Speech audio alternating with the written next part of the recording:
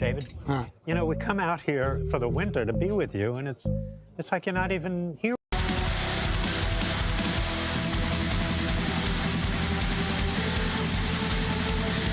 Fucking ads.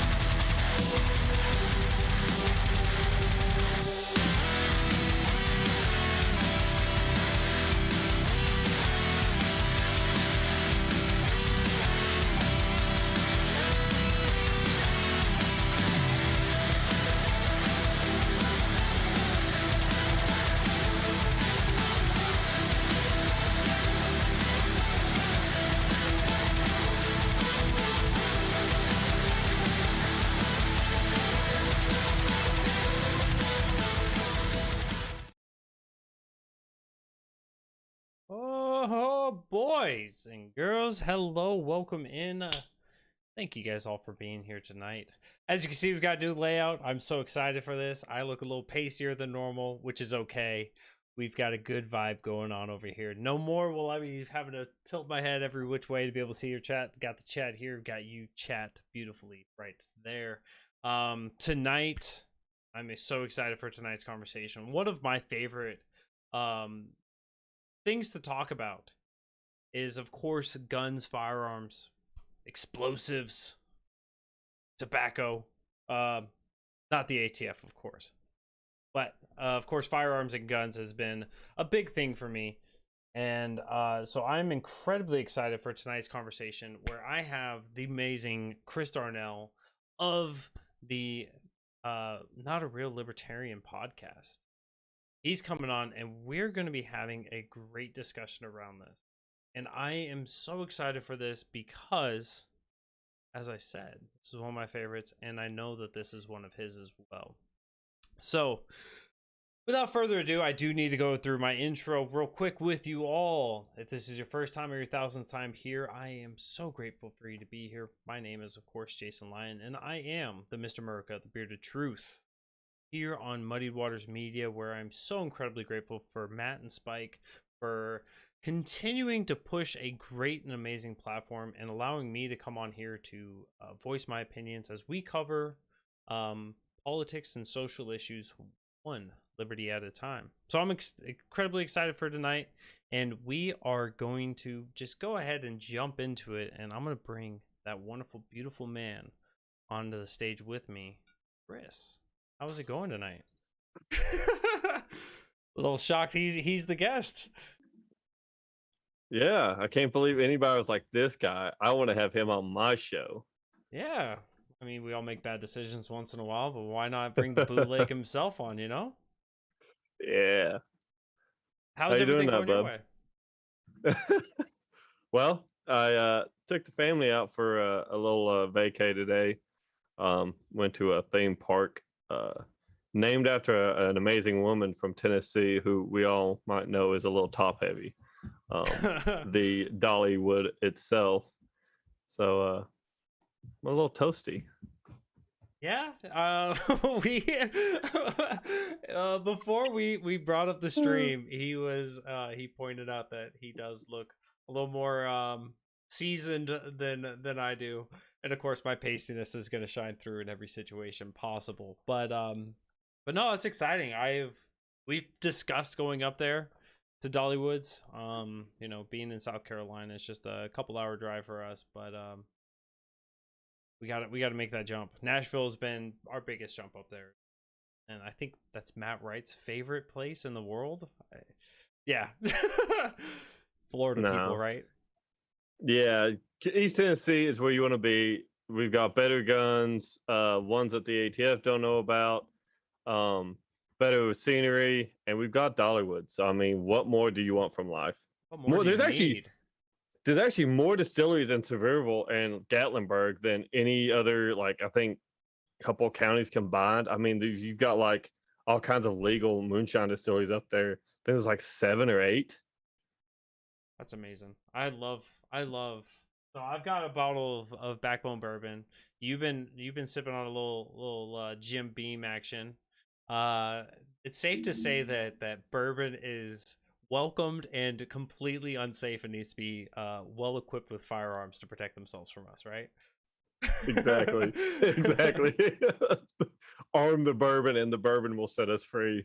Yeah, a polite society is a armed bourbon society. But tonight I was so excited because as I've been covering these segments, right, we've been diving deep into one specific topic for an hour, which is a little unusual for a lot of the typical libertarian podcasts where you hit a couple current events or you hit a certain narrative. And I was sitting down and I was thinking, who could I have on that likes guns just a little bit? I just want just a little bit of excitement around it. I would just want a little bit of knowledge around it. And of course my first idea was, why the hell don't I have boot? You know, I would love to have somebody who's just going to come on here, have a good time, who I'll let you explain like how far you're into guns, because I've heard you dabble in it a little bit. But go ahead, let us know your history with understanding, loving, and your enthusiasm. What keeps us safe? So I know a little bit about guns, very little, and like them just a little bit. I started off actually. My father and stepmother, it was an interesting household. She's a more classical liberal. He's a more of a Trumpian Republican. But I grew up in a household with no firearms, um, which was the irony behind all of my history with guns. The day I turned 18, I bought a shotgun. I can't remember what it was. It was a 12 gauge. It was a pump action of some kind. Went to the army. No, I'm sorry. I also bought a 270. It was a Remington 270, and then went into the army. Came back with a little bit more knowledge about guns, and then now, so it was actually funny. At the start of 2020, I was like, it'd be great. I love guns. I kind of know a little bit about guns. Maybe I should start selling guns. And so I did the poor status thing, which was I became an FFL, which is a federal firearms licensee. And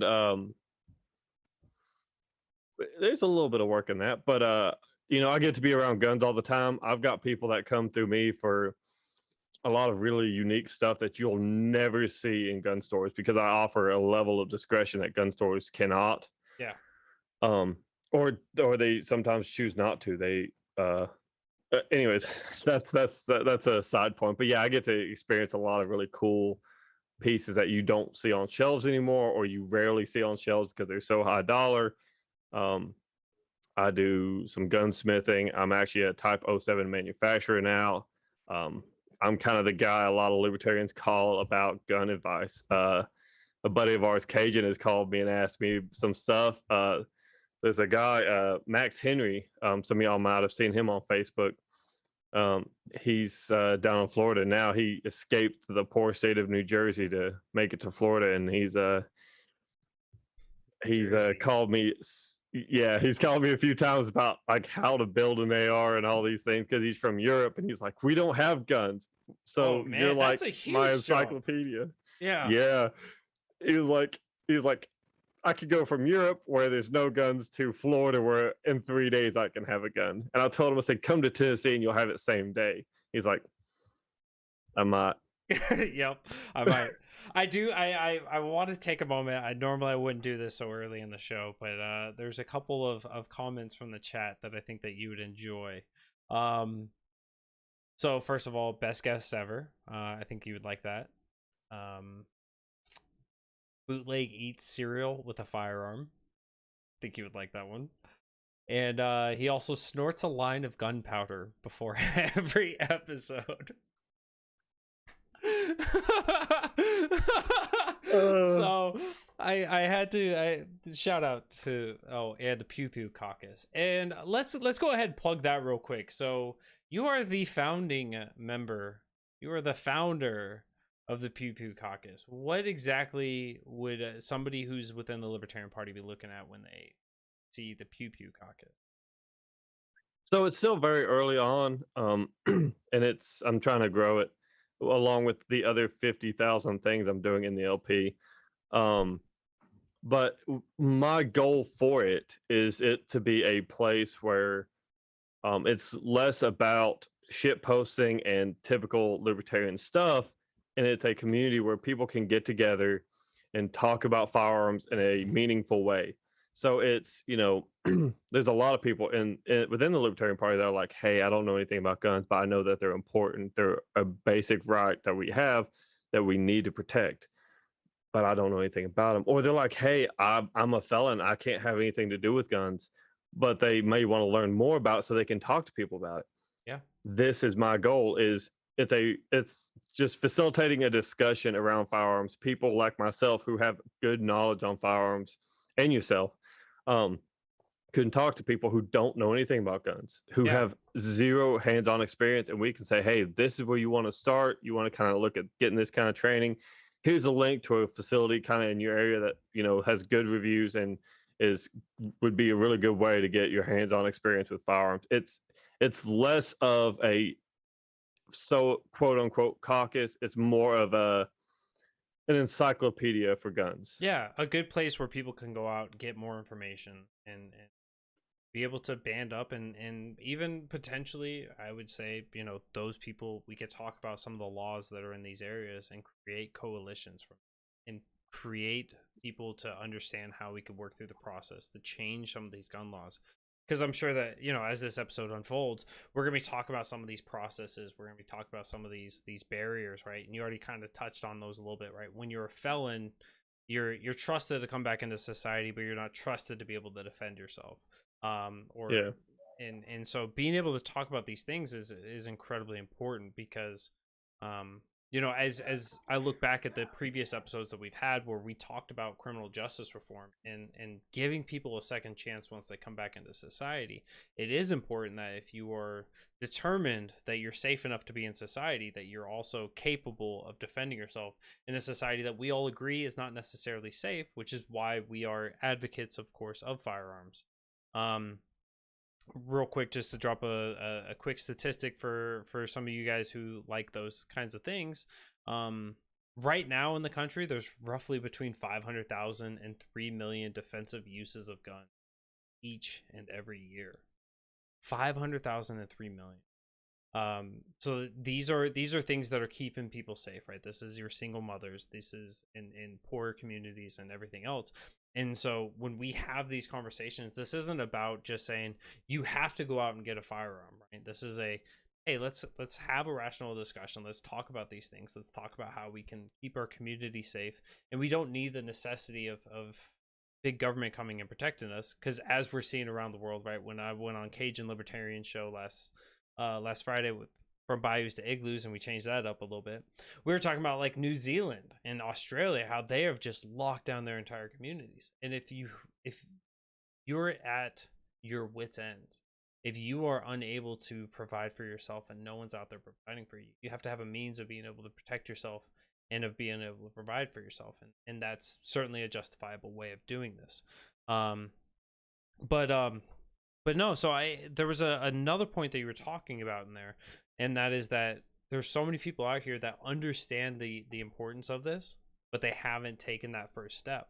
And so what would you say as somebody who admittedly sells firearms, how would you work somebody into a process of being able to take that first step of buying their first firearm? What would be those first couple ideas or thoughts or steps? So the first thing I always tell people is everything you've seen online, pretty much like, memes or whatever, ignore that. Find you something that's comfortable. If it's comfortable to hold, 9 times out of 10, it's comfortable to shoot. If it's comfortable to handle and comfortable to shoot, you're more likely to use it when you need to. And that's not saying you'll draw on first occasion. You'll be like jacked up, like, oh man, this guy's like, talking smack at the McDonald's drive-thru. It's this. The vast majority of firearm usage is mental, right? So it's muscle memory when you draw. It's muscle memory when you fire. It's these instincts that are very primordial when you handle a firearm. It's fight or flight. Now, it's going to be more of the flight if it's uncomfortable, it's got too much recoil, it hurts every time you fire it. But if it's comfortable when you shoot it and you like it, you enjoy it, and you snort a line of gunpowder before you come on a podcast, you're more likely to use it when you shoot it. But there's a lot of conditions that go into it. I always tell people, find you a gun store, and there's a lot of them that will offer rentals. Go find you a caliber that you're comfortable with. People say, oh, well, you need a 45 for self-defense. No, a 9 it'll poke a hole in quite a bit. Yeah. I've told people if a 22 is your speed, a 22 will still put holes in people. Mm-hmm. Self-defense is almost always within 10 to 15 yards. So you're not taking out, Osama bin Laden through a window from half a mile away. You're brandishing a firearm. And okay, so I'm gonna pivot back for half a second. Yeah. That 500,000 to 3 million number that you talked about, the reason they can't pinpoint it down is because typically when someone brandishes a firearm, that's considered a defensive use. Yep. They can't pinpoint how many there are because typically when someone breaks into your house, you pull out that 12 gauge and you. Yeah. The first thing the burglar's not going to do is they're not going to go call the cops. Say, man, I broke into this house. They pulled a gun on me. They're going to hightail it out of there and never talk about it again. There will be a streak, a brown streak from where you cocked it to wherever they get to. But yes. Exactly. Yeah. So I tell people, don't be embarrassed to ask questions. That's why your gun store tries to staff people that are very knowledgeable as best they can. If somebody's harassing you about what you bought, give them my name or hell, tell me who it is. Because honestly, it's stupid. It's this you're not a real libertarian crap. That's what that is. It's firearms are a very personal thing. Yes. It's personal preference in a lot of ways. Yeah. Exactly. It's an extension of your body. When you handle it, it is you. It is it's a connection between your soul and that firearm. And this is going to get real spiritual because that's just how I am with guns. But when you get the right amount of training and you've done it enough, it is an extension of your hand. I handle a firearm and it is an extension of my person. I can pick it up and maneuver it and manipulate it in such a way that I know exactly what it's going to do when I do it. Mm-hmm. And so that's kind of what I tell people: find something that's comfortable. And then second thing, which is always very, very critical, get good training. Don't do the NRA courses. They're hit and miss. It's the NRA is, I treat them the same way as you would like a government training, where they're going to hit the very basic necessities, but they're not going to actually hit the basics in the way that you need to. And so when you go through those trainings, right, and I've had plenty of friends go through the NRA trainings, you learn the very basics of stuff, but you don't learn you're missing out on so much, and so you can't walk away from those trainings, walk off and into your own lane on a shooting course, and then be able to like really grow and adapt from them. It's going to be a lot more self-taught from those, as opposed to finding somebody who is really qualified, who really cares about this, and who is determined to help you in the self-preservation aspect of this, of kind of what you were talking about, of the comfort level of having these firearms in your hands where it is an extension of your. Yeah, it's a very complex thing. Um, there's a company, Useful Thingy. I have one here actually as a mouse pad for a Glock 17. They make exploded diagrams of firearms. I have one for an AR-15 because I forget what the technical name for things are sometimes because I'm an idiot. People want But technical words. yeah, but I mean, dude, if you are looking for any information on firearms, man, join the Pew Pew Caucus, or reach out to myself, man. I'll answer DMs on Facebook or Twitter day or night to help people. And you're commonly on, if I could plug this, you're commonly on Clubhouse as well, which is a good place to go and crack some jokes with you and ask questions as well. You'll find them in the Muddy Waters or in LP Talk Radio, or plenty of other chat rooms there. And that's what I love about Chris, is he's always available for you. You can reach out to him at any time, and he's always willing to set up a gun raffle to help out a great cause, whether that's helping get the Muddy Waters team to Tunica, or whatever. I'm sure that there's one in the being held up right now based off of some weird bearded guy not making a phone call, but I'm sure that there's another one coming down the alleyway. And so I've always been really really appreciative. And so we've covered a little bit of like the idea of taking your first step into getting your first firearm. And I'm gonna have to give you a strong disagreement here, because if you're not getting a 50 cal Desert Eagle for your I couldn't even finish it. But no, I think that that's incredibly important, that people find guns that they're absolutely comfortable with. I use a 9mm because I know I'm probably going to be shooting through a wall based on just the layout of my house. I don't want to shoot a 45 where it's going to have it's going to stop more. So I've gone with the smaller caliber, just knowing that I'm going to need that bullet penetration, and hoping that that's going to be able to be fruitful for it. So there's a lot of stuff that we can have conversations if you're an absolute newbie to the gun community, and you're just looking to get something for home defense, looking to have something that you can keep in your car. Because oftentimes, right, when we talk about the idea that you need to defend yourself, this isn't just in the best case scenario, right? The best case scenario is you're wide awake, everyone's alerted your house, and somebody is coming to your house and is announcing themselves down the road. And so you have all this ample time to get everything ready and get everything together, make your announcement. No, but like the worst case scenarios, right? This is when you're all alone by yourself. You're kind of tired, you're in a bad funk, you're in a bad mood, you're by yourself, your cell phone's dead. Now what are you going to do, right? You have to have something where you're able to, in the worst case scenario, easily access your weapon in case, and hopefully this never happens, but in case something bad is coming upon you, right? Somebody is attempting to have sexual relations with you against your wishes. A bigger guy than Bootleg, and if you've never seen Bootleg in person, he's a big meaty guy, if you will. What, 6'4"? About 6'6", about 6'6". 260 pounds. Yeah. A big beefy man. So if Bootleg is in a situation where he needs to use a firearm against a bigger, beefier man, like that's a guy that we all definitely need to have that equalizer as well. And that's at the end of the day, like that's what a firearm is it is something that you're able to equalize a threat. There's nothing better, right?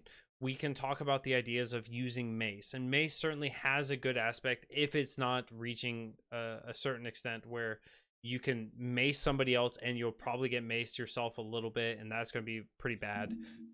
Using a baton, they're at a range where they can potentially disarm you. But this is something where you can be at that 10 to 15 yard range that you were talking about, and being able to actually neutralize a threat.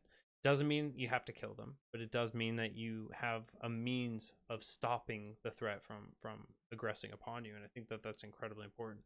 But I want to shift gears a little bit. I want to move away from the ideas of the newer people.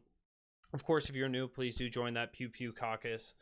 Please do reach out to Chris Darnell, Bootleg Libertarian. Reach out to Not a Real Libertarian podcast, where he is streaming every week. He's got a couple other good guys over there. Even if Will's not really in the military or ever was, but that is not. Let me preface that with saying that Will was in the military. He was in the Air Force. It just doesn't count. Just not a real veteran. Just not a real veteran. Exactly. And that is actually the name of the podcast. So you guys gotta make sure you guys go over there, give some love, and share with that.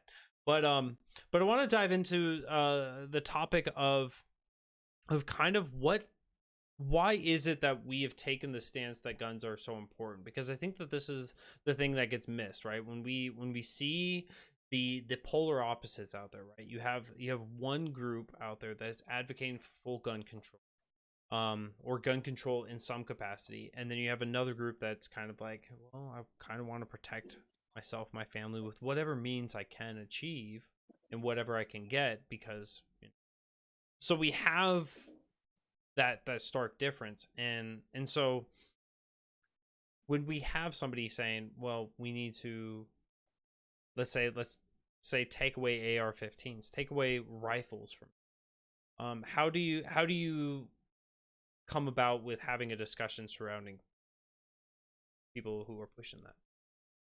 So problem is just like everything else.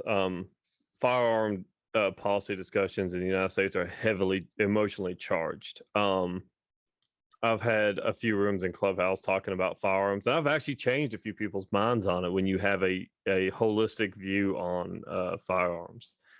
It's not, if you open the conversation with, it's my right, screw you, the conversation's done, you might as well just go home. Yeah. Now, if you find that discussion where, as in, if I say, hey, if it's a female, I can typically assume she's smaller than me. Not always. There's some big women out there. Too, let's be honest. Yeah, I can assume most people are not 6'6". But the way I'll approach it is I'll say, look, firearms are the great equalizer of society. There is only one thing that makes all of mankind equal, and that's death. And so I approach it depending on what their political affiliation is. If I know what it is, I say, look, if they're typically a Democrat, I approach it from the aspect of, hey, minorities have always been disproportionately targeted by gun legislation. Yep. Or, if they're one of those people that believe in rape culture on college campuses, I'll say, okay, there's a very simple solution to ending rape culture, and that's ending rapists before they become one. A 5'0" female that weighs 100 pounds, she whips out a 9mm on some dude, even if he's like 7'7" and he weighs 500 pounds and he's done but cock diesel muscle, looks like something out of Dragon Ball Z. That one 9mm round can put him down. Mm-hmm. It is a great equalizer. And if you level it on that discussion and you say, look, firearms are not weapons, they're tools. They can be used by good people and bad people. We've seen firearms be used to create mass genocide against the Native Americans. We've also seen firearms be used by the likes of Harriet Tubman to smuggle slaves out of slaveholding plantations in the South to the North. That's a very little known fact about her, is that when she ran the Underground Railroad, she carried a rifle that she had bought. Well, she had bought from someone who was legally allowed to purchase firearms, because slaves at the time, were not technically, according to law, people. Yeah. So she bought it with money that she had made on the weekends working for another plantation, yada, yada, yada. But she carried a firearm. Without that firearm, she wouldn't have been able to protect herself or those in her care. it comes down to finding what topic it is in life that they care about the most and relating firearms to that. Really, firearms cover the vast majority of American life. Um, it it I mean, we could give us like any scenario, and go on from there. And now, if it gets into that discussion where it's super emotionally charged, I typically try to back off a little bit and like say, it's someone who was like, "Oh, my kid's brother's son was at Marjorie Stoneman Douglas High School, and they were killed in the shooting." And then you back off and say, "Look, I'm sorry that that happened. That's an atrocity. Yeah, Firearms should and it never be is. used for that." Yeah, it is. I mean, that's not me pandering. That's like it's an Yeah. atrocity. Like as gun owners, we watch this and we get sick to our stomach. Um, but I would approach it in the sense that, what would have happened if maybe the principal and the office staff there were armed? What if they were able to get to the situation first? Because response time for officers, even during a mass shooting, is 20 minutes, 22 minutes. Yeah. That's a lot of dead kids. When A teacher in that classroom, 2 one of the seconds. most important quotes I've ever heard surrounding like the response times, especially when you have somebody with the intention of being a mass shooter, right? A mass shooting is just four people being killed, not being the shooter. So if somebody has the capacity and the ability because of the tools that they've equipped, whether legally or illegally obtained, which in most cases we've seen most murders are happening with guns, not possessed legally. Um, when you call the police, when seconds matter, when each life that is being taken, seconds matter. The police are minutes away, and more often than not. And you touch on the Stone Mountain school, and yeah, absolutely, it was atrocious. Um, there was a study done that spoke about that over 90% of mass shootings happen in gun-free zones, right? In schools where nobody's allowed to have a gun other than potentially some officers or some military people. Security forces are allowed to have the firearms, and that's it. And because they're in uniform, they become those targets, right? When that shooting happened, we've seen in plenty of circumstances where the uniformed security are the first targets of this, and then the people themselves, because now they are absolutely defenseless. They were made defenseless by the legislation and then made defenseless by these targeted shootings. And my one of the stories that I like to bring up whenever we have these conversations is the idea of Stephen Willingford of Sutherland Springs Church down in Texas. This was merely just a couple months after the Stone Mountain shooting. And this was when you had somebody who was absolutely deranged. And we can dive into the idea of mental health and should you be allowed to have a firearm later, but somebody who was deranged, who was known by the FBI to that was a risk of killing people, goes and shoots up Sutherland Church. And Stephen Willingford, who wasn't even attending the church, who lived a block away, runs out there. I believe he wasn't even wearing shoes. Sat down, loaded up his AR-15 and took aim and managed to shoot a guy between his plates, and in order to not only halt the violence but also be able to lead to the man being captured, though he did die. And so it's always important that when we look at these topics, right, if Stephen Willingford wasn't there, we had to wait for the police to respond, there would have been more casualties, because it was literally shooting fish in a barrel. And that is one of the most catastrophic things that we can bear witness to. And he happened to be an NRA instructor, which a lot of people think that was like, hang your hat on the NRA, they're the great guys. And it's like, they're not a problem. when it comes to actually practicing, they're a problem when they support gun control legislation and they sit idly by while everyone else is like, no, we have to stop the bump stock ban, and they go, nah, it doesn't matter to me. So there's a problem there with the NRA, the organization, but I would say for a vast majority of the membership, don't really necessarily have an issue with how they run themselves. I'm still loving Jack Casey still giving still giving you different forms of what you do with your day to day, such as nope. Dragon Ball Z is loosely based on Bootleg's life. He has to shave his head to stop his hair from glowing gold when he gets angry. I want people to meme all of these Jack Caseyisms and make me an immortal gun god, because apparently this is what he's wanting. So Jack Casey's not even an official sponsor of the Mr. Merker, the Bearded Truth show, but his commentary is definitely deserving of this. If you guys have not checked out Jack Casey and his trilogy of books, right now it's only 2 books out, but the 3rd book is coming, correct? Am I correct on this?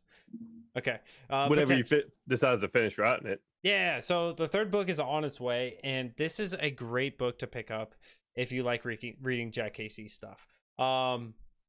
I've got to lean into the reviews of people who haven't read it, who will talk trash about it, and Jack Casey himself. So I'm sure that it's really well written. It's hilarious. It's fantastic. It's beautiful.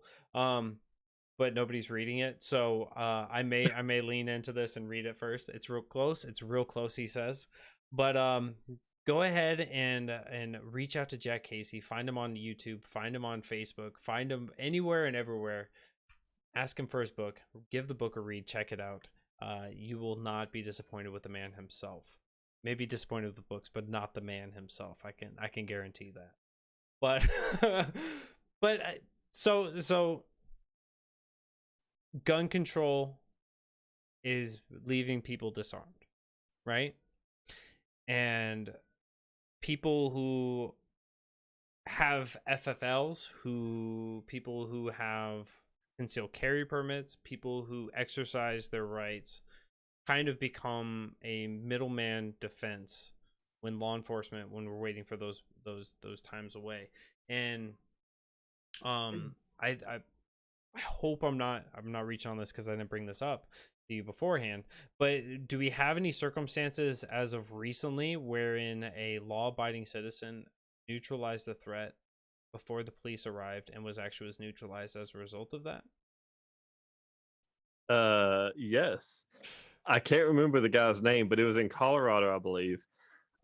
He actually stopped a potential mass shooter. The shooter shot a cop, and then I believe, if I remember correctly, my memory is atrocious, but he moved inside the store and then proceeded to try and basically execute style everyone in the store. A gentleman who was in the Libertarian Party stopped him and then proceeded to pick up the rifle and ensure that, should the guy come back to consciousness, if he wasn't fully dead, couldn't grab it and continue his rampage. And for his troubles, he was gunned down by officers. And there was no questions asked, no who are you, no hey, put that down. It was shoot first, ask questions later. And it's really a tragedy. I can think of thousands of stories where a good guy with a gun stops bad guy, but this one is really heartbreaking. It was really heartbreaking because with the circumstance, so he neutralized the threat and was apparently standing near the threat that had been neutralized, and was merely maintaining control of the situation. And when police showed up, they immediately laid fire into it. They hid their videos, they hid their coverage. They would not release any of the information. They released information to the public that showed the original shooter, but they that's just really bright. But they had actually they came and they shot him because they thought that he was the shooter. And so it's one of those tragic events where the good guy with the gun stopped the threat, saved lives, and then he himself were taken out. Ryan Bedford. Oh wait, nope. Sorry, that was the wrong one. what happened to the officer that shot the libertarian? I believe they're still on the force, and so I've got to do some following up on this and to cover this story a little bit more with you guys, and I will try to get that pushed onto one of the other shows so we can stay out of like the current events as much as possible. But I want to at least bring that up to you guys, that you guys can dive into this. So far right now, all I'm finding on the quick Google search is for some reason Kyle Rittenhouse, which is not a little bit. But it is a good story. It is yes, and Duncan Lemp, which is the other one. Horrible story. Yeah. Breonna Taylor also came up, so it's really interesting how libertarians have come out on these topics, and I think these are important topics for us to talk about. Of course, right? Breonna Taylor, where police officers were shooting blindly into a building, whether you find it justified or not, whether you believe in the war on drugs or not. I think that at the crux of that, right? Officers shooting blindly into a residence, into an apartment residence of all things, where it can penetrate through multiple walls and shoot innocent bystanders. I think that that's a gross negligence on those officers, and there needs to be some accountability there. When we talk about, I don't even want to get into the Duncan Lemp, but yeah, yep, yeah, it's yeah, it's a rabbit hole. Yes. Garrett Foster was another one that recently came up with the idea of guns, of somebody who never raised his firearm to anyone, had his firearm shouldered, so shouldered in the low ready, so facing towards the ground, was shot 5 times in the chest and killed during a protest following the George Floyd situation, right? So what we've seen is the idea, and we certainly see this from kind of the gun control crowd, if you will, and I hate putting people in these generalities, is that people with guns are, they're almost welcome to have violence around them, whether that's against them or towards other people. And I think that really does miss the it really does miss the mark on why we are advocates for guns. Does that make sense? Yeah. John Hurley. There we go. Yeah, John Hurley. There we go. Thank you so much, Janice. Yeah. There's we talk about, as Americans, we say we have a right to own firearms, but when a cop can shoot you for simply holding a firearm, do you really have that right to have a firearm? That's the question I pose to a lot of people, because in a lot of situations, a cop will walk for just, like, if, for example, I'm sitting in my yard, cop rolls up, allegedly there's a domestic dispute, right? Cop rolls up, I'm holding a firearm, I turn around too quickly or not quick enough, 3 rounds in my back, I'm dead, just because I was holding a firearm. Nothing, no questions asked, nothing. It's justified. Go about your day. That game of life or death, Simon Says, that was played in that hotel down in Arizona back in 2015.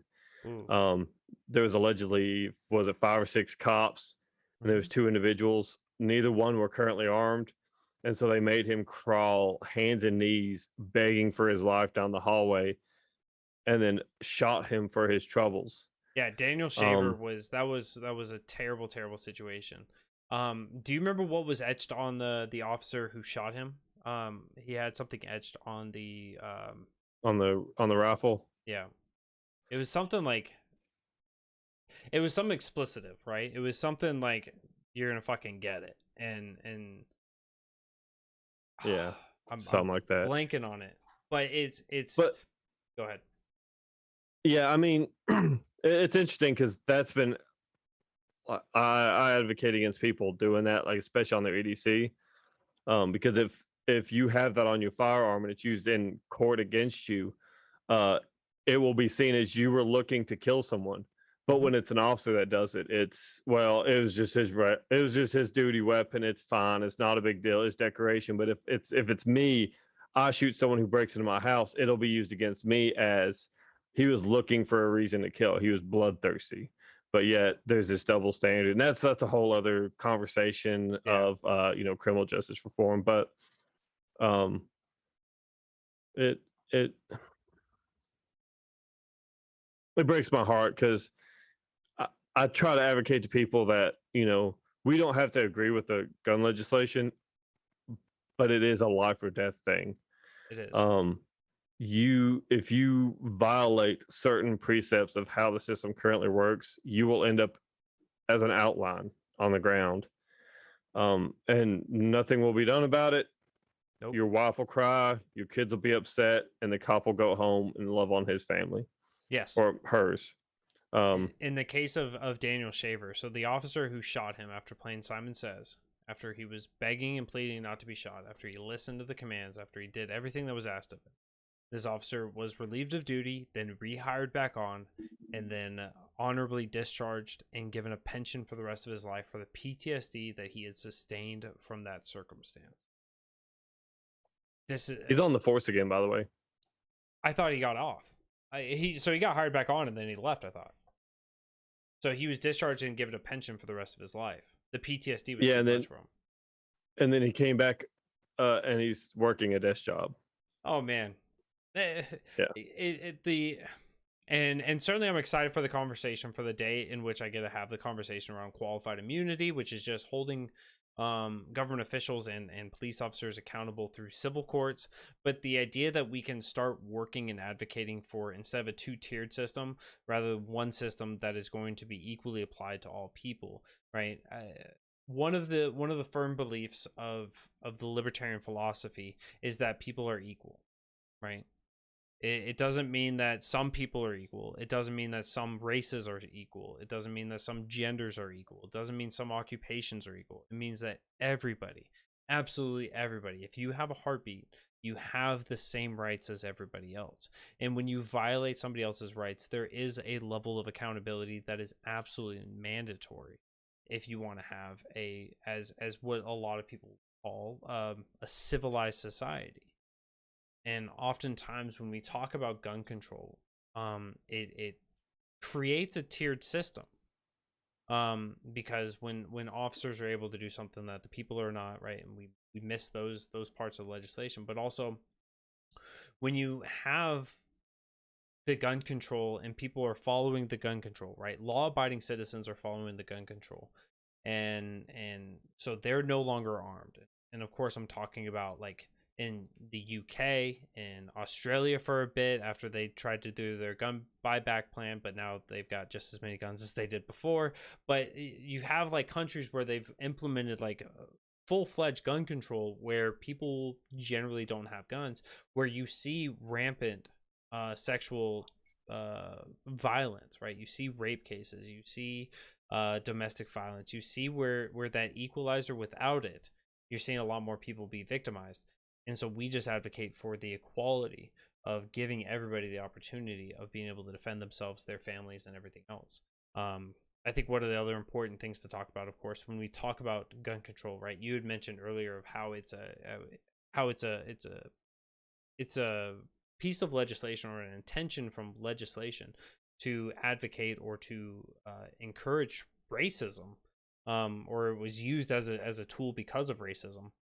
Because when we look in communities of color where you have gang violence that's so rampant because of different forms of economic controls in the area, and so you have gang violence or gang control and drug trafficking and et cetera, you still have good people in those areas. You still have single mothers who are trying to raise their children amongst other people who don't have those same views, who don't care about the sanctity of life of others. And so we see victims be created all the time there, and I feel like as a society we just kind of shrug it, but we need to get back to the idea that it's your life in these hands, right? Yeah, I mean, the only gun legislation that I approve of was written in 1791, and it states that I'm gonna not directly quote it because but it basically says that the American populace has the inalienable right to own firearms with no restrictions whatsoever. Yep. That's the verbatim conscription of the Second Amendment. Yeah. For the simple reason that we talked about, should the government become a problem? The other thing that, legislators don't talk about is those same firearms, if we had access to, like a select fire Colt M4, would deter enemies external to the United States, um, which was evident during World War II when the Japanese Yes. admiral said, "There's no way in hell I'm attacking the U.S. mainland because that's crazy." There's guns Um, behind every blade of grass. Like, no. yeah, that's not a game of bingo I want to play. Yeah. Uh, but it is interesting though, like the people who speak most on equality, true equality, we've got to protect the black mother who's, a single mother who lives in the bad part of town. We've got to make sure to do something to protect her. But yet they take away her basic right to self-defense by saying, we're going to make firearms expensive and we're going to make it super hard to get one. And we're going to make it so insane to get good training on it that she may end up getting raped or she may end up getting murdered or X, Y, or Z, getting robbed on her way home from the job, like the third job she's worked that day, because she's doing everything she can to feed for her family. And she has a high standard of ethics. And some people around her, even in good neighborhoods, there's people around there that don't have a good set of morals. And these are why firearms are important. It protects us from those with a broken sense of morality. You can't legislate morality. We know this. Yep. But you know what kind of gives that little nudge of fix your shit and find out is a firearm. Yeah. It's that the most recognizable sound in American culture is the racking of a 12 gauge slug. That even if you've never owned a firearm, you know exactly what that sound is, because it is the most used firearm for self-defense in American history. Yeah. And it is very important that we start pushing back on this. I've seen a lot of Democrats here recently starting to flip on the other direction of these things.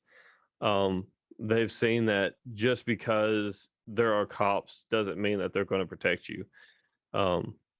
Which we've had the Supreme Court opinions on that real quick. We've had Supreme Court opinions that law enforcement do not have they are not required to step into a situation in which their life comes at risk just to save your life. And so I think the word they used was obligation. There's no obligation for them to save your life. Yeah, there's no obligation. And so they can justify not stepping in if it means that their life would be at risk. Now, that doesn't mean that every officer wouldn't, right? That doesn't mean that this is not a circumstance that every officer goes, no, I'm going to wait for the shooter to run out of ammunition before I go in. There are plenty of officers out there that are willing to charge headfirst into an area, just the same as what John Hurley did, just the same as what Stephen Willingford did, just the same as what so many Americans would be willing to do should they have a firearm in their hands. There are plenty of officers that do. The problem is that when we create legislation, we create a system or a society that says, don't worry, you don't need to have your own protection. We have these special people with a badge. They're going to come in and protect you. And then when the Supreme Court comes back and says there's no obligation for them to come in, there's no obligation for you to be protected, is what that says. That's exactly how I hear it. And so if they don't have an obligation, they're going to make me defenseless and give me no obligation of protecting me. I can't stand by and sit idle as this is continuing to go on. And so I have to raise my voice. And that's why, I was so excited for this conversation. But anyways, continue on. Yeah. As you said at the beginning of this is probably one of my favorite subjects. The only thing I love more than this in the world is my wife, but nobody wants to hear me talk about her for an hour. I mean, I'm sure a lot of people would, but I'm not going to because she would kill me. And my next guest is... I'm just kidding. She would definitely get phenomenal ratings, anyone who's ever seen her. Yeah, I mean, firearms are the one thing I can't believe that we argue about the most, and it has provided more equality in life than anything else has. Um, and I think, and this may be arrogant of me to say, but I think the less people are knowledgeable about firearms, the more willing they are to give them up. Yes. I feel like there's a lot of people who don't know anything about firearms, and they will believe the AR-15 shoots a 50 caliber bullet at 500,000 feet per second crap, and then they'll say it's as heavy as 5 moving boxes, and you know this, that, and the other thing. Uh, the irony is that an AR-15 shoots a round that is the 5.56, which is also very similar to a .223, which is only 0.003 inches smaller than a 22 long rifle. But nobody's talking about banning 22s. No. It's just it's the muzzle velocity. That's all it is. The muzzle velocity on a 5.56 or a 2.23 is much higher than a 22 long rifle, but I would much rather get shot with a 5.56 than a 308 or a 7.62, because that dirty girl, she's hauling and she is not hitting them brakes, and she's going to catch you at the corner of ouch and oh my god, where'd that come from? Yep. So yeah. Plus, especially if it like hits the bone just right and tumbles through your body, like oof. But yeah, let's not get into that painful experience. But I think it's also important that when we talk about this stuff, right? There's so many people that, you and I would say that this is important, not just for protecting ourselves on an individual level, but also to protect the individual rights. We had Thomas Jefferson talk about like the idea that the society, our country needs to go through multiple revolutions in order to keep government small. You have so many people out there advocating, saying, well, you can't stop the government without your F-15s, without your nuclear weapons. I don't know. There was somebody important in office that said that. But the idea that when we look just across the ocean, just across the Atlantic and maybe a little past Europe, if we look at the tactics of what we've been fighting for the last 20 years, we have not been fighting F-15s. We've not been fighting nuclear warheads. We've been fighting people armed with AK-47s. We've been seeing people fight with home-rigged explosives. We've been seeing people fight with an infrastructure that is so incredibly underdeveloped compared to what we've been using here.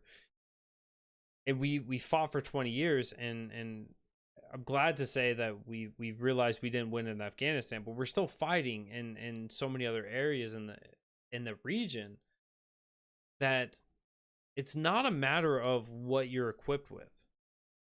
Having the firearms themselves and being able to show that restraint and have the capability of banding with people to fight for what's right, or in your own self-preservation. I'm not going to say what they're fighting for is right, but in your own self-preservation, it is an equalizer even against the US government. And so our idea with this is that we are at a disadvantage already because of the legislation that's been enacted.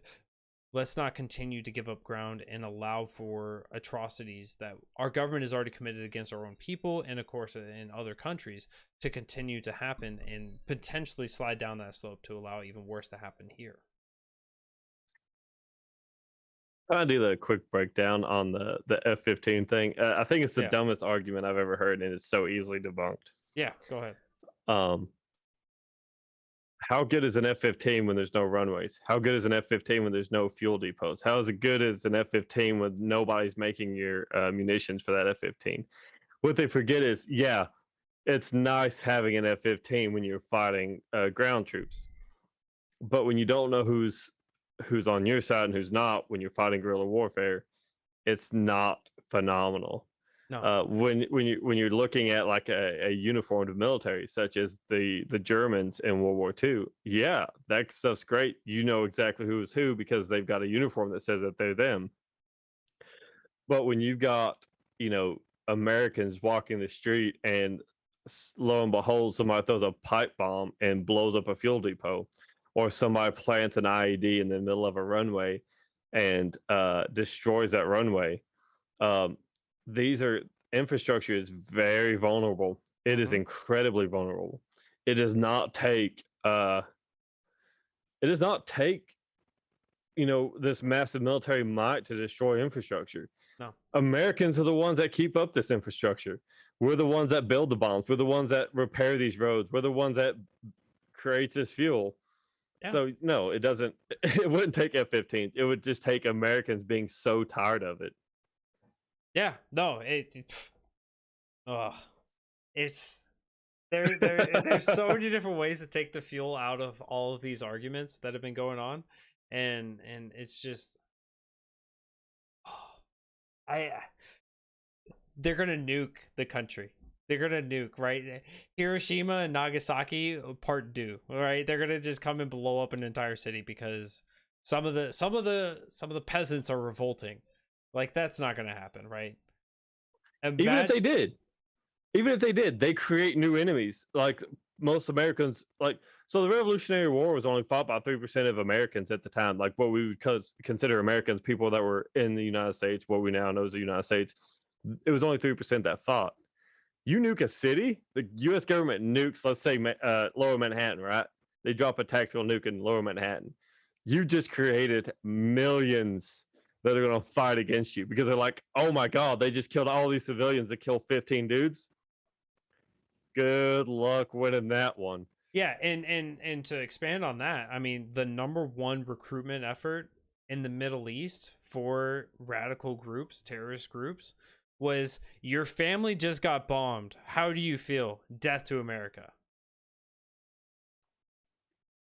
We've known this. We've known this in Desert Storm. We've known this for years. I mean, when you go in and you take casualties in a foreign land and you kill innocent civilians who had no ill wish against you, people surrounding that who had no ill wishes against you now have a reason to change. And doing that against the American people, there's no way to really handle all of that. And that, you would see the recruitment numbers for any kind of a revolutionary group just skyrocket from that.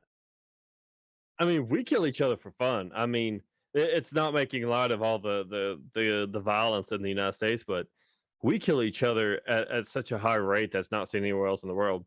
Imagine if the vast majority of Americans were like, we have a unified enemy now. Yeah. But and even the most avid anti-gun people understand that gun culture is riddled within the United States. Like, it is so deep that you would have to rewrite the understanding of the American narrative, that it wouldn't be easy getting rid of guns. And so you're like, we're just going to go door to door and take guns from people. You think gangbangers is just going to give their stuff up? You think I'm just going to give my stuff up? You think some hillbilly living out on the side of the mountain he's not drank water in 20 years. All he drinks is moonshine and eats corn off the ground, like deer corn. He's crazy and hollow-eyed. He hasn't had a sane thought in 45 years. You think he's going to give his stuff up? Yeah, exactly. And I would be remiss without putting this out there. This is not an encouragement for people to go out and do this stuff. This is not like an advocacy of taking actions into your own hands. This is merely talking about it in a hypothetical circumstance. So please don't come after me legally or with law enforcement, etc. But I also want to deflate some of the conspiracy theories that we've seen from our conspiracy friends, and that is the idea that the government knows exactly what you're doing at every given moment. So Bootleg, you've been in the military. I'm sure that you've seen how well we could track our own troops in different areas, and how often entire groups are lost, and well, hopefully we find them within a week. If we don't, maybe we'll send a search party. There's actually a great article out about this, and I'm glad you brought that up, because there's a great article about this today, and I've seen it on my phone. The United States government does not exactly know how many U.S. civilians are in Afghanistan right now, so they're trying to get a head count, and it just goes to show that they can't even count to 10. So, I mean, of course, we should make sure that these are the people that tell us what guns we should and shouldn't have. I mean, they don't know how many Americans are in Afghanistan, because, it's not like we don't have an entire Department of State that handles, visas and people movement to other nations, or you know a freaking war zone. So I mean, it's not like we don't have entire departments that are dedicated to monitoring these things and that track Americans overseas. um uh, did you know that there are 6 nuclear warheads that the United States government has lost? It's only 6. I'm I, actually it could shocked be. that it's so low. I'm sure that it's way higher. Like it's kind of like one of those things you're gonna have to find the right FOIA to find out how many it is. I think 6 has been made public, but Yeah, it's oh, probably just 6 have been made public. It's probably closer to like 106, and like half of them are in some lieutenant's basement. He keeps them as like a collectible, and he's like, "Dude, look how awesome this is!" And one of these, there's actually, I think, one in a. They found one in a swamp in South Carolina. A plane went down, or it failed to detonate when it landed.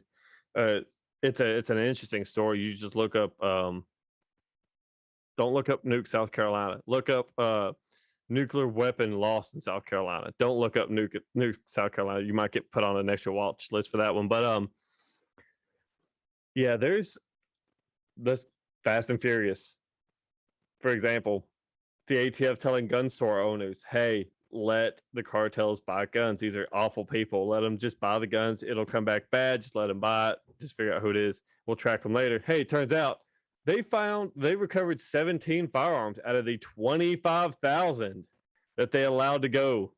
25,000, but they recovered 17. That's amazing. That ROI is atrocious. It's like, it's like, yeah, yeah.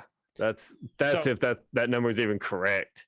I this guarantee was you the Russia number and that I us. was really Yeah. wanted to bring. If you look at the far right number right down here, I think that general that you were talking about that collected them, his name is Jeff. Jeff has less than 10. Oh my god.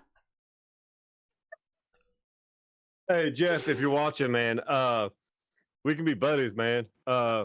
I remembered I'm that. more responsible with my stuff than the U.S. military. I just promise that. Yeah, the source was Federation of American Scientists, and this was released on CNN. So I mean, this is authentic stuff, guys. But Jeff. Jeff, My Jeff, name is Jeff. Jeff, Oh my Jeff, god. you have less than 10. Hey, but he still probably has more than North Korea. So I mean, he's doing well for himself. He's his own island nation now. Oh, he's close to North Korea. All right.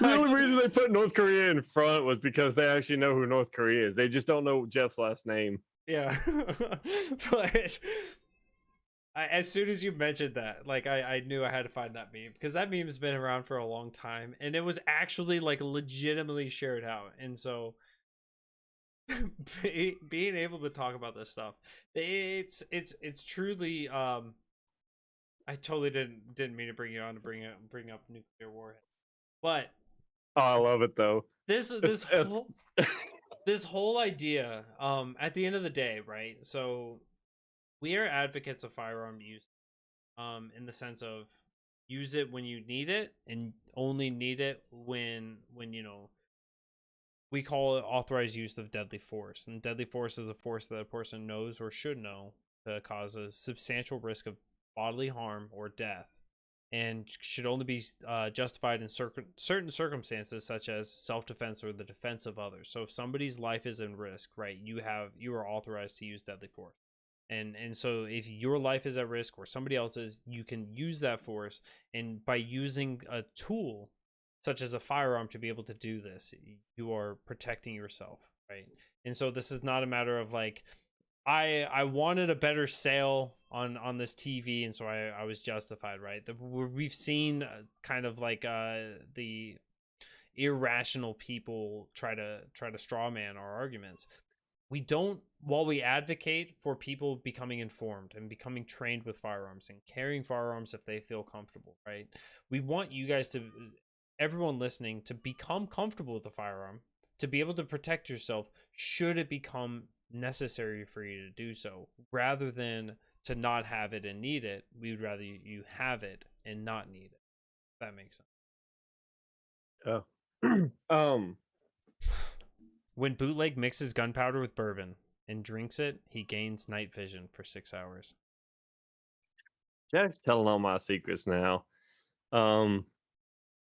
But so I do want to talk about something I've never talked about publicly. Um, so it was 2019, I believe, earlier on in the year in 2019, and my wife wakes me up in the middle of the night and says, "Hey, I think someone's in the house." I had actually been drinking that night, and this is full admission of a felony. What I did was a felony, but uh, damned be the laws when safety isn't safety is more paramount. important than the Yeah. laws. Yeah. Safety is paramount. So I get up, I grab my firearm. Not gonna say where it is, but it's easy access. Kids can't reach it. It's smart and hidden. Um, I run through the house, clearing every corner I can as quick as I can. Something's going down. I can hear people, and I bust through the door to this basement that I'm in right now. And I see two people standing there. Two people I don't know. Hmm. So I beeline it down the stairs. They beeline it out the door. I turn and fire one shot to the crawl space because I'm at full ready. I'm like, there Yeah. could be someone there. Highly doubt it. One round, it was in the corner. If they didn't get hit, they're scared shitless. They ain't coming out. Yeah. I run outside and I discharge 2 rounds into a tree away from anything else. I know the layout of the land. I know Yeah. exactly what's there. Even, still intoxicated as I was woken up from a dead sleep, knew what I hit, and they never stopped.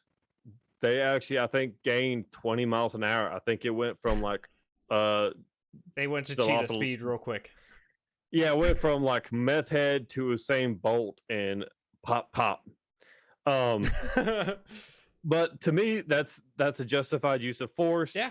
Nobody was injured, nobody was killed, nobody was hurt. But it got the point across real quick. Actually, there was a sheriff's deputy living across the street from me at the time. His cruiser was in the driveway. Nobody ever came to the house. And that's partially because of where I live and people know who I am. They all think I'm insane, but they do understand that there's a certain level of discretion that I use should something happen. It's only for the intent to protect myself and my family. And so I never called the police. Yeah. I didn't think it was worth. They didn't get anything. They had broken in and were looking around the mess, which is my basement. They never grabbed anything that I know of. It's been a not couple worth years, me and so calling if the they cops. did take something from you, clearly it doesn't matter. Maybe they help pick us with trash for you. Yeah, and at worst, I mean, I gave one of them a heart attack probably, and hopefully my hope out of all of that is that those 2 rounds scared them enough to where they changed their course in life. Scared straight. Probably not, but yeah. No, I mean the hope is that, if you have warning shots like that, or if you have a circumstance where you are literally putting the fear of death into somebody, not even having, just those 500,000 to 3 million defensive uses and brandishing a weapon in some circumstances is enough to make people realize what people are willing to do to defend their home, their property, their families, and of course themselves. And hopefully that will humanize them enough to deter them from wanting to do that ever again. I thankfully don't have any circumstances where I was committing felonies.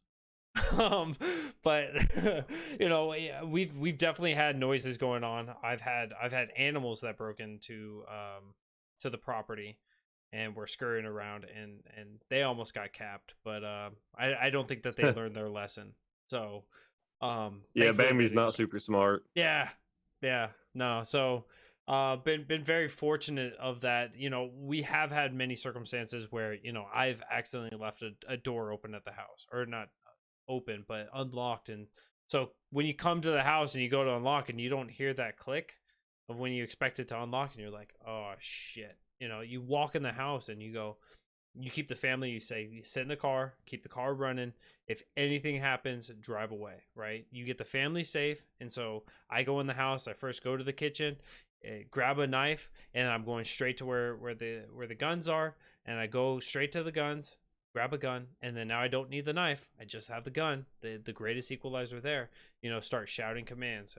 Who's in the house? Who's here? Anyone in this house? You're letting them know that you are a risk to them if they do not step up and announce themselves, that you're willing to defend your family and your life in those circumstances. So this really is the idea that we're willing to defend ourselves, defend our property by using these firearms. And it's not meant as an aggressive situation, but a matter of being able to equalize in all these situations. Gun Owners America is fantastic. Yes, warning shots are illegal many places that you are. Absolutely true on that. It's an important distinction. They are illegal, but if you miss, you miss, is the way that I would describe it. If you're in city limits, most cities actually have an ordinance against discharging a firearm. So if you discharge it, you have to be intending to hit someone. If it's a warning shot, you can actually still be tried for negligent discharge of a firearm, as well as discharging within city limits. There's been a few cases of that. But I live in the county, so it's not a thing. But the one thing I will always tell people, and it comes back to something I said earlier, which is I don't agree with all the laws, but you should know them. Yes. It is very easy to find the laws for your county. Typically, there's at any time there's 20 databases that keep pretty good at records of current firearm regulation wherever you live. Look it up. I mean, keep an eye on your legislation, because as the court will tell you, not knowing the legislation is not a good enough excuse for not following it. They'll make laws and you don't know about it. If you break that law, they will still try you and treat you like a criminal for not knowing it. Yep, absolutely. Ignorance is not an excuse. That's what they say. Yes, ignorance is not an excuse. And if this was a police reform discussion, we could talk about ignorance of the law and law enforcement enforcing laws that don't exist and not being held accountable for that. But it's not a criminal justice reform discussion or a police reform discussion. But we've gone way overboard on the time here, as I expected that we would, as both of us are incredibly passionate about this amazing topic of being able to equalize, defend people, and set people up to be successful on being able to protect themselves, their lives, their families, and their property. But we're gonna have to wrap it up here. So if Bootleg, Mr. Chris, if you would like to, if you got a last little pitch or last little thing you want to share, feel free to plug your show at the end of that as well. Yeah, I always tell people, just when it comes down to it, at the end of the day, use your best judgment and plead the fifth. Get you a lawyer if you ever need to use one. There's good information out there. Gun Owners of America was talked about earlier. They've got a phenomenal program. They have insurance that you can get for self-defense. It covers more than just firearms. I'm not paid by them. I just really love their programs. If you beat your husband to death because he's trying to kill you with a frying pan, that insurance covers that as well. My wife is now looking at me like she's thinking about beating me to death with a frying pan. But go get Goa. Yeah, get Goa. She'll need to go get Goa. But yeah, be smart about it. Reach out to myself if you need anything. I'm on Facebook. Bootleg Libertarian. I know Jason would probably love to help people as well. Yes. Find Not a Real Libertarian podcast on Facebook, YouTube, Twitch, Twitter, YouTube, if I didn't say that already. Apple Podcasts, Spotify, Google Podcasts, podcast places. I gotta turn this light off here so I can show it to you. Go get you one of these bad boys. There we go. Redacted caucus. Because nothing says moons out, goons out like the official platinum card of fun. Go join the Libertarian Pew Pew Caucus. Oh, jeez. But yeah, but in all seriousness, I'm on Clubhouse. If you need help with figuring stuff out, that's my favorite thing in the world. Helping new gun owners with stuff. Discretion is my pleasure. Helping people in the most back channel way possible is probably the best way to do it. I mean, I'm not talking about like 3D printing a gun like an AR lower, but I'm talking like, some people get really worried about their friends. Like they may live in a more liberal area and their friends are all liberal and they're scared to death that people will find out. Discretion is important with firearms. A lot of times, the less people know that you have them, usually the better off you are. So, and I mentioned this earlier about bootleg, Mr. Chris himself, and Mr. Chris, Jesus, Mr. Chris. If you're bigger than me, you're a Mister. That's how it is. That's why you won't see me call him. How that works? I won't call him Mr. Spike or Mr. Matt. It's just Mr. Chris. But yeah. So Chris Darnell. When we talk about voluntarism, when we talk about libertarianism, when we talk about society taking care of its own, and whether you guys are experienced in guns or kind of new to it all, he takes this voluntarism to another level. And I've mentioned it earlier with him doing raffles to help out different organizations, different movements, different causes. And Chris is one of those guys that really does, he puts a lot of effort in to helping out with others. And so if nothing else, go buy some of his raffle tickets, as he's constantly having some form of a raffle going on or some kind of support thing going on out there, and just just lean into the libertarian side of things to help out with that. But you also might end up with having, a nice little beautiful little handgun, a little shotgun action, maybe a little rifle action, maybe one day coming and getting sent to your house. And so don't be afraid to help out Chris and the causes that he's been helping out with. And I'm so incredibly excited to have him on for tonight's discussion. But I love you too, man. But but it's so incredibly important, this topic, and so I'm sure that we will have 1,000 more conversations. I'm sure I'll get Chris back on to talk about them more in the future as well. But I want to thank you guys all for tuning in. And of course, I didn't say this in the beginning. If you guys are on Facebook, if you guys are on YouTube, if you guys are on Twitch, if you guys are on Float, if you're on Twitter, wherever it is that you guys are watching this live, I want to thank you guys so much for being a part of this. If you guys are catching this in the podcast form, love you so much. You can, of course, find us on Anchor FM and all of your favorite podcast apps. If you guys are just hopping into the end of this stream live, make sure you guys go back and check out the podcast, see the whole thing through. And vice versa. If you're listening to this, go watch it live. Get to see Chris Darnell's beautiful face. You get to watch him blow a couple clouds.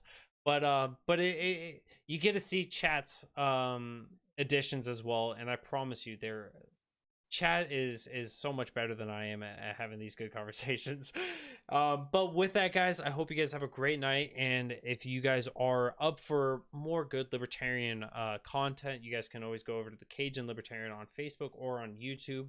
And he's got his stream coming up in about a minute approximately. I don't know if he's got hit with the Muddy Waters of Media curse, in which he will be starting up late, just like what we did tonight. But with that, I must bid you guys all adieu. I love you all. Appreciate you all. Keep up the good work. Keep up the good fight. And me and Chris will see you guys on another day and another night.